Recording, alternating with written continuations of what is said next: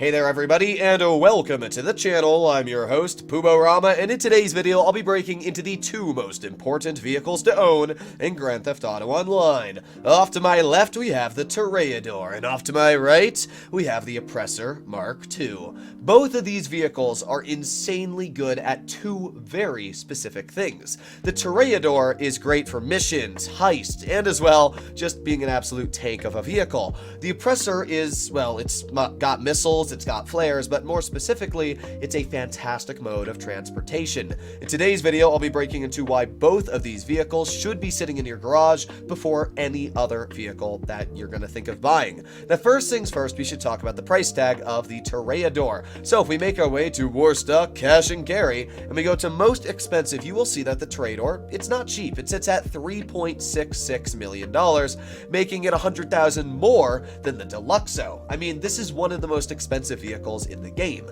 Now, I definitely think it's worth the price because it just does everything amazingly. First of all, it has a super speed boost, which means you can go up to 130 miles per hour of your top speed almost immediately. It fires unlimited missiles, and I'm not joking, like I can just keep shooting non-stop missiles over and over. I should also point out that these are the broken pre-nerf Oppressor Mk II missiles, so yeah, I mean, the missiles are nasty. If there's an oppressor trying to hit you in the sky, boom, one missile, you will absolutely demolish that player. Another thing I should point out about the Toreador, a lot of people don't know, is that the machine gun on this vehicle is actually ridiculously broken. For example, we got a Fudo in front of us, and now we don't have a Fudo in front of us. The machine guns on the Toreador have insanely high damage numbers, the same as basically a minigun, which, I mean, you can see just right here, MTL Pounder in front of us. I guess that's not a Pounder, but it's an MTL of some sort, and it's broken now. Everything dies to the machine guns on this vehicle. I don't know why Rockstar made them so deadly, but these are by far the best weaponized machine guns in the game, apart from like the weaponized Tampa, for how much damage they can output.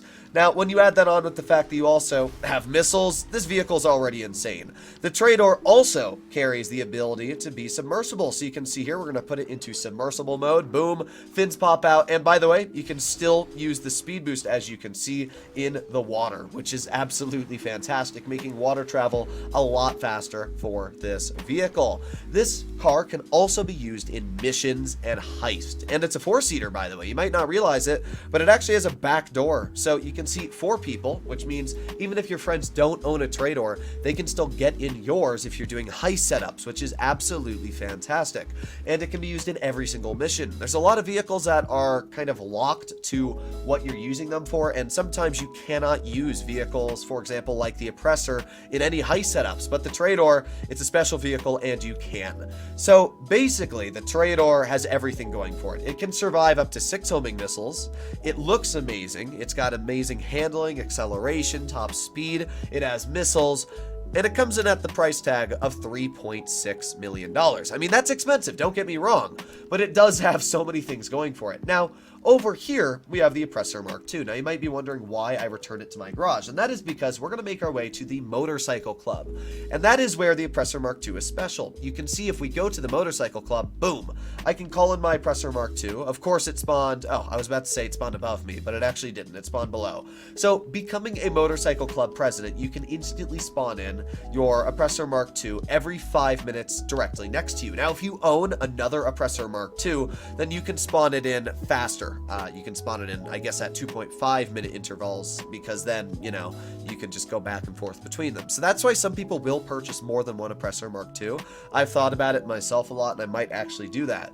Now, to purchase the Oppressor Mk II, you need to own a terabyte. For the Toreador, it's also the same thing. If you want to upgrade either, actually, no, you actually don't. Sorry, I lied. For the Toreador, you do not need to own a Kosatka to purchase it, because you can just own it without the Kosatka, but you're going to be spending a lot of money because obviously you're not going to have the trade price. When it comes to the Oppressor Mk II, to get the trade price, it's not that challenging at all. In fact, all you have to do is 5 client jobs on your terabyte, which are super duper easy to do. So you can see I haven't gotten the trade price yet, but I'm on my 4th client job. Really, all you need to do to get a client job for the terabyte is spawn in your terabyte, walk into it, and then do one of the like bank robbery jobs or or anything like that. You don't even need to purchase anything on the Terabyte. It's incredibly easy to do, and it's going to save you a lot of money getting your hands on this vehicle by about $1 million. So let's talk about the Oppressor Mark II. What does it have going for it? Well, first of all, it is one of the fastest modes of transportation in the game.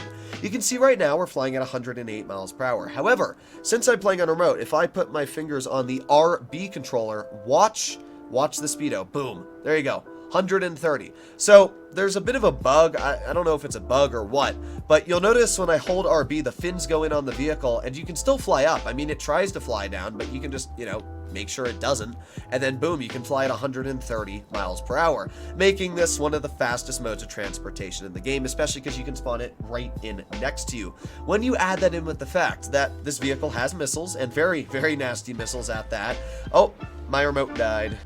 Sorry, my Xbox remote had a bit of an oopsie there. We're back, and we're all good. So, when it comes to the Oppressor Mark II's missiles, they aren't as good as the missiles that, for example, the Toreador carries. First of all, it doesn't have an unlimited amount. In fact, if I keep shooting them here, you will see eventually they are going to stop being fired. I think it holds like 20, maybe 26 in total, but it's somewhere around that area. You are going to run out of missiles. There you go, all out of missiles. When you add that with the fact that these missiles are no longer the insanely accurate Ruiner, Deluxo, Toreador missiles, they aren't nearly as good as the Toreador for combat. However, what I use the Oppressor for is not combat. I use it for getting the job done. Let's say, for example, I have an MC raid going on.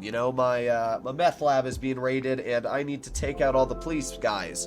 Then boom, I spawn in my Oppressor next to me and I fly right over towards Sandy. It takes me about half a second, and then I can just nuke them all with missiles. And obviously you don't need accurate missiles for that.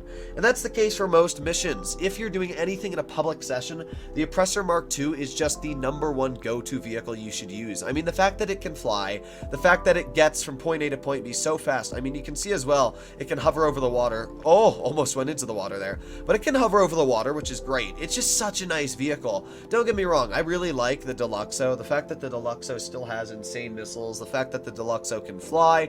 The Deluxo is basically the car version of the Oppressor. But the problem is, the Deluxo only flies at like 80 miles an hour. And this, I mean, it flies at 130. That's a huge difference. So for me, I just think the Oppressor is such a better vehicle. Plus, it also carries a speed boost, which is, once again, another really good thing. Now, obviously, the speed boost isn't great, but the speed boost is good for one thing, and that is, let's say there's somebody trying to blow you up. If you're in an online session, it's fairly common sense that people are going to try and blow you up. It's GTA, after all. So if you're in an online session and somebody's trying to grief you, the great thing about the speed boost is, let's say you spawn in your Oppressor immediately to try and defend yourself. Boom. Get on your Oppressor, use the speed boost, and there you go. Now you're up to max speed. That is the main reason I would suggest to use that speed boost and why it's very nice. Now, another thing you should notice is that it does have flares. Now, it does take like 20 seconds to shoot them after a cooldown, but those flares will stop missiles being at least fired at you for that moment in time.